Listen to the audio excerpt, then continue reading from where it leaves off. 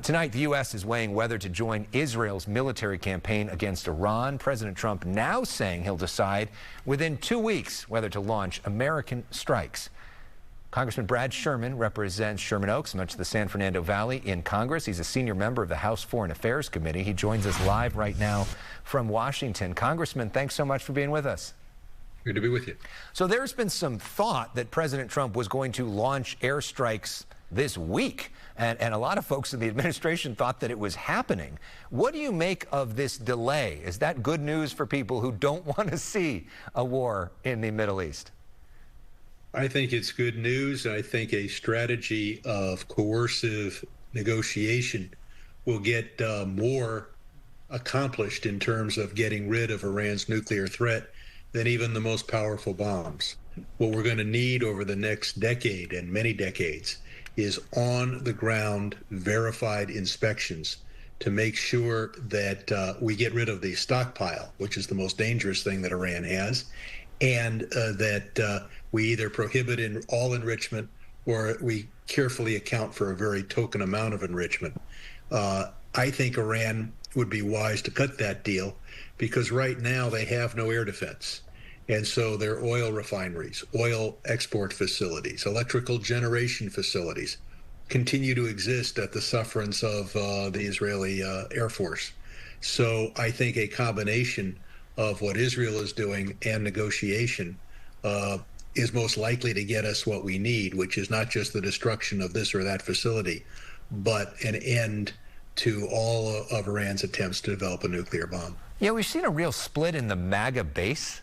You see people like Tucker Carlson and Marjorie Taylor Greene and Steve Bannon coming out against this idea of bombing Iran, and certainly against the idea of regime change. Is this one of the only situations where you are in agreement with Tucker Carlson?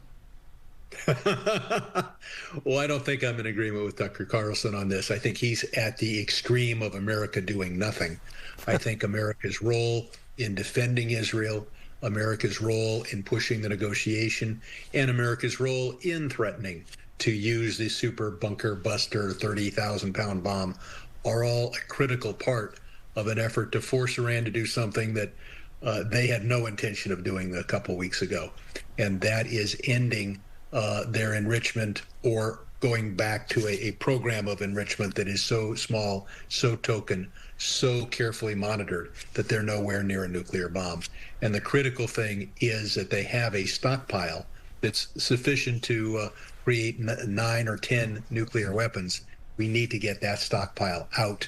And we can't necessarily do that with bombing, but we can do that if Iran understands that its ability to export oil, its ability to have strategic assets and infrastructure is dependent upon reaching a deal. I know you don't believe in the concept of regime change done by us, that should be done within Iran.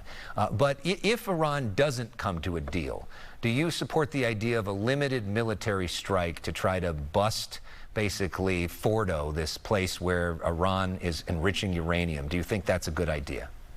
If Iran's on an all-out effort to create a nuclear weapon and refuses to negotiate the way I think they will, then America has to do what's necessary to set them back a year or two by hitting Fordo, and Israel will continue its focus on so many of the targets that they're hitting. But I'm hoping that Iran sees the wisdom of agreeing to the treaty that they agreed to last century, which is the Non-Proliferation Pact. Iran has been on record that they're not going to have a nuclear weapon. They are the only state that isn't trying to develop a nuclear weapon. 60% enriched uranium, which is so close to where you would be for a bomb, and has no civilian purpose. So Iran needs to return to the commitments that it made, not even recently, but decades and decades ago. Yeah, I saw one person describe it as like they're on the 90-yard line, and then they may try to go for the touchdown. It's hard to stop people there. Anyways, Brad Sherman, thank you so much for staying up late for us in D.C. We really appreciate you sharing your perspective. Thank you.